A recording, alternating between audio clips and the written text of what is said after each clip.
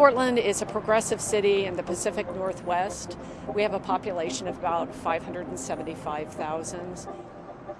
There are different perceptions out there in the community about the police, and it's really clear that among members of the Latino community and also members of the African American community that there is in some cases, a fear of officers, of who we are, of what we do, what role we play.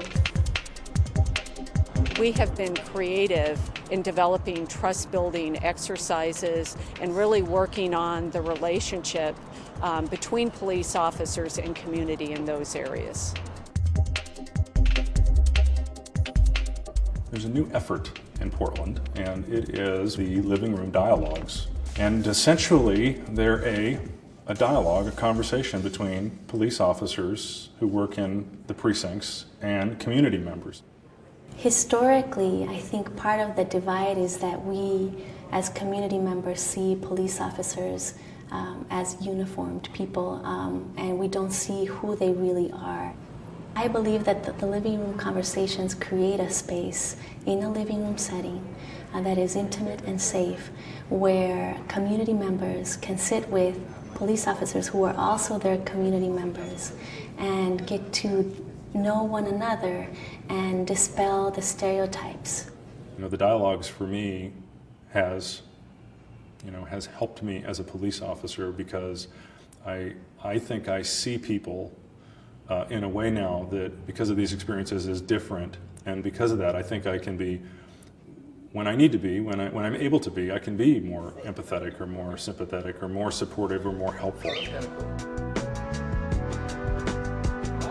We were having difficulty getting officers into the State Police Training Academy, and so we chose to hire them as civilians anyway, place them in partner agencies in the community so they could learn about their services and they could learn about the perception of those communities of the police department.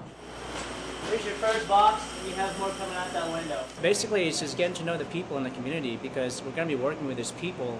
As soon as we get out of the academy, we're going to run into them out in the streets. And if we develop that relationship with them, you know, before we go to the academy and before we hit the streets, I think it's going to be a lot better. The Sunshine Division is a Portland-specific program. It's about 90 years old, and it really is devoted to providing food to people in need, low-income people. It started as a division of the Portland Police Bureau, and what it allowed us to do is to provide food boxes to poor people within about 20 minutes of the request. Here's your food, ma'am. Wow, do you have any chocolate milk?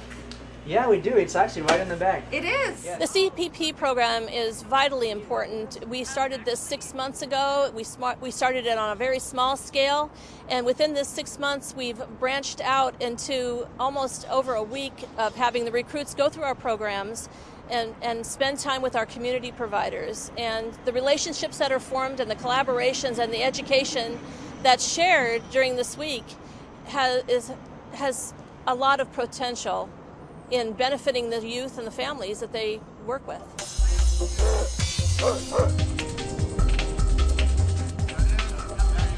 One of our partner programs is PEL, the Police Activities League, and PEL is in existence in cities throughout the country. It really aims to provide positive programming for at-risk kids. So it's often focused in lower income areas. They do sports activities, they do field trips, and it really is providing kids, some of whom are at risk, an alternative to hanging out on the street. People usually take cops as like, oh, cops are bad and everything, so it's good to see them giving back to the community, I guess. Really, this program's about relationships. The officers developing relationships with the community developing relationships with the officers, seeing us on that human level, so when we get into the complex problems we're going to face in the street, we're better able to deal with them. It is hugely important to police officer that they enjoy public trust. This is a job that can often be very negative, that people are not always happy to see you. So it's a huge win for officers to develop these relationships and have people express appreciation for their work in a way that never happens on a 911 call.